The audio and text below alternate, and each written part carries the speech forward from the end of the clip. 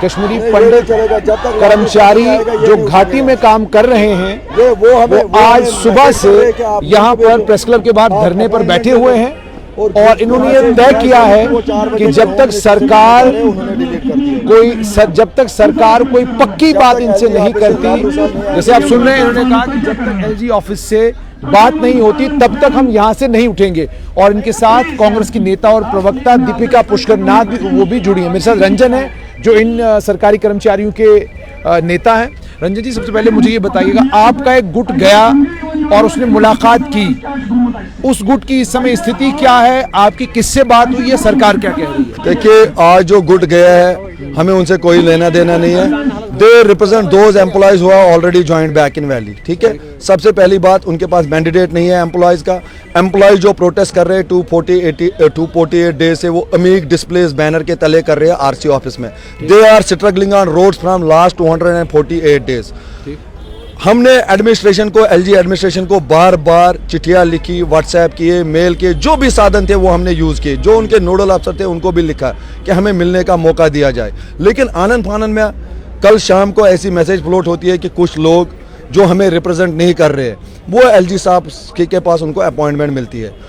तो इस दौरान एम्प्लॉयज में जाहिर सी बात है, अगर ये सड़कों पे है तो इनसे एडमिनिस्ट्रेशन नहीं मिल रही है, वो उन लोगों से मिल रही है जिन्होंने ऐसी डिमांडें रखी है जो हमारी डिमांडें है ही नहीं।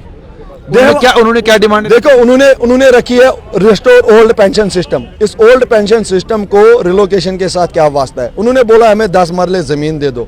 उन्होंने कुछ ऐसी डिमांडें रखी है, उन डिमांड्स को ये एम्प्लॉयज एंडोर्स नहीं करते हैं। हमारी डे 1 से एक ही डिमांड है कि हमें रिलोकेट किया जाए, अटैच किया जाए आरसी ऑफिस जम्मू के अंदर, जब तक न कि आप घाटी के हालात ठीक करेंगे, या तब तक आप हमें यहाँ पे काम करने का मौका दीजिए। जिस प्रकार से आप चाहे, आप डिप्यूट कीजिए, ऑनलाइन कीजिए, लेकिन हमारी जान बचाइए। हमारी यही डिमांड थी। और अगर परसों अमित शाह जी ने बोला है कि इनकी सैलरी जो प्रोटेस्टिंग एम्प्लॉयज है इनकी रिलीज होनी चाहिए, तो आज 12 तारीख है, कल 13 तारीख है, 15 के बाद आपको ट्रेजरी बिल्स एंटर नहीं करती है। वो सैलरीज कहाँ है? वो कितने महीने हो गए आपको बिना तनख्वाह के?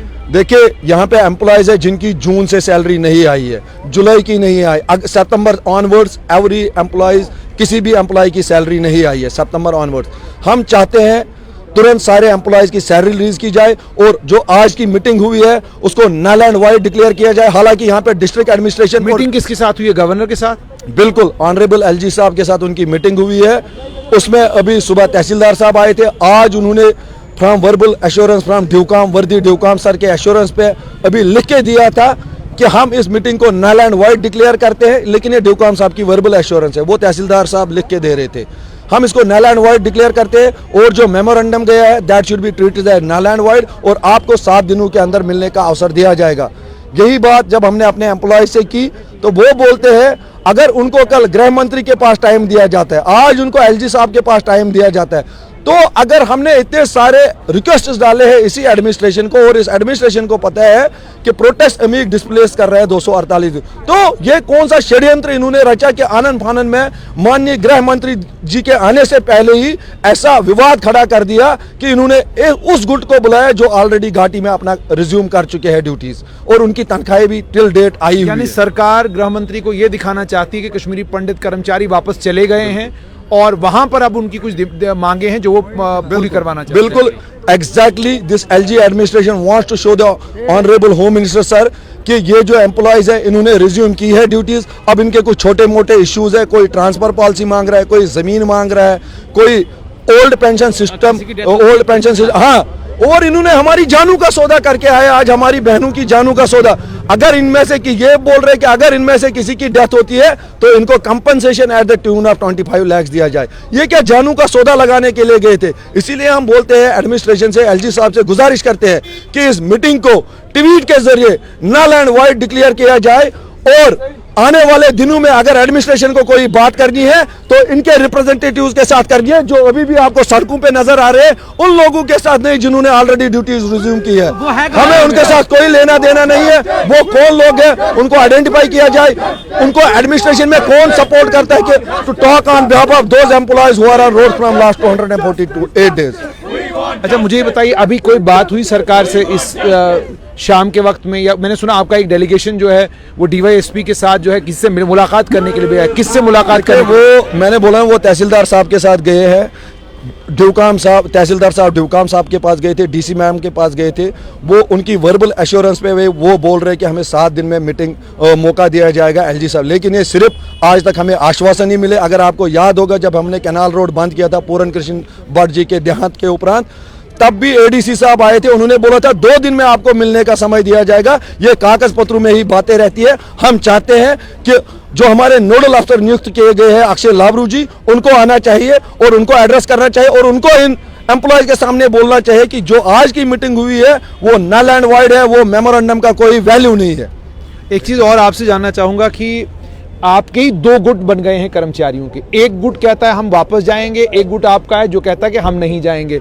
तो जब आप ही बटे हुए हैं तो जाहिर सी बात है सरकार की अप्रोच भी तो यही रहेगी कि जब ये बटे हुए हैं, ये इकट्ठा नहीं है, जो जा रहा है हम तो उसके साथ रहेंगे। देखिए वो टोटल 5 लोग हैं, उनको बोले आप 20 लोग खड़ा करके दिखाइए, हम उनको मानेंगे, लेकिन वो टोटल 5 लोग हैं, वो किसी एम्प्लॉय को रिप्रेजेंट नहीं करते। हाँ, जो गए हैं मजबूरी में गए हैं, तनख्वाह के लिए गए हैं और एक दिन गए थे, दूसरे दिन वापस आ गए, वो सब यहीं पे खड़े हैं। तो अगर उन्होंने किसी ने ज्वाइन किया तो ये लोग कौन है? फिर हम सरकार से तो यही पूछना चाहते हैं, कोई 2 गुट नहीं है, वो खुद ही सेल्फ स्टाइल लीडर्स है, उनके पास कोई एम्प्लॉयज का मैंडेट नहीं है।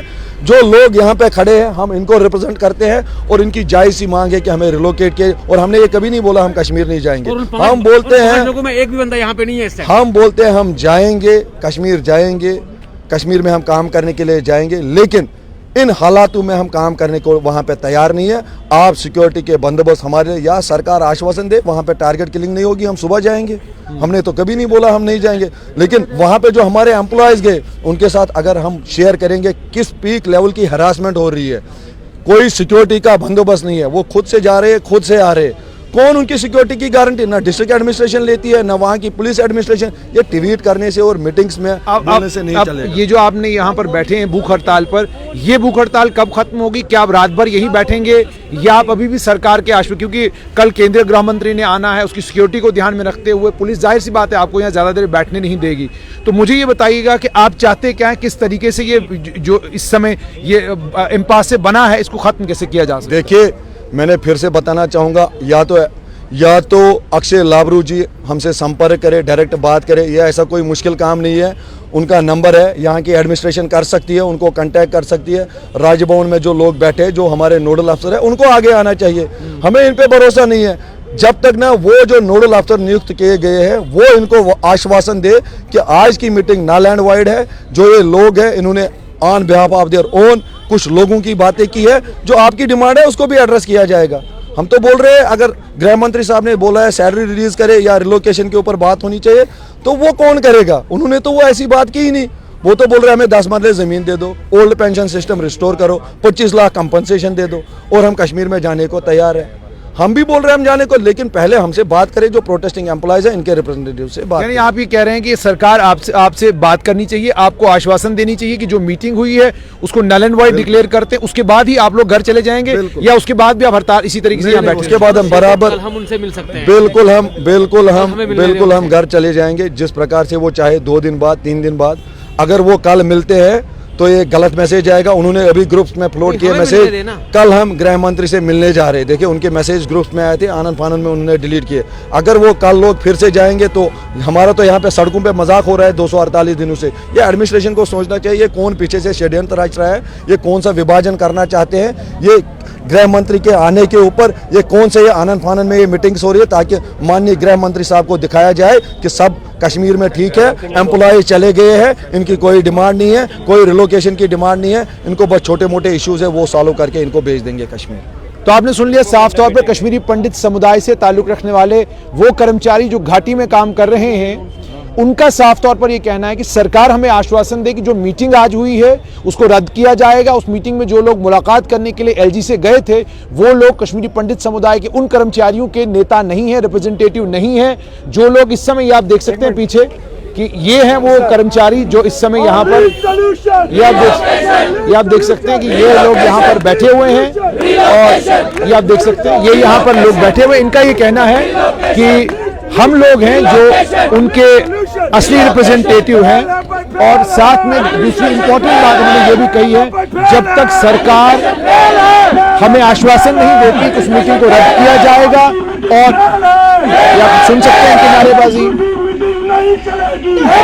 तो आपने सुन लिया, साफ तौर पर इनका ये कहना है कि अगर सरकार इस मीटिंग को रद्द नहीं करती तो जो भूख हड़ताल पर हम लोग बैठे हुए हैं, इस भूख हड़ताल को हम लोग कंटिन्यू करेंगे और जब तक सरकार हमें आश्वासन नहीं देती तब तक हम यहां से नहीं उठेंगे।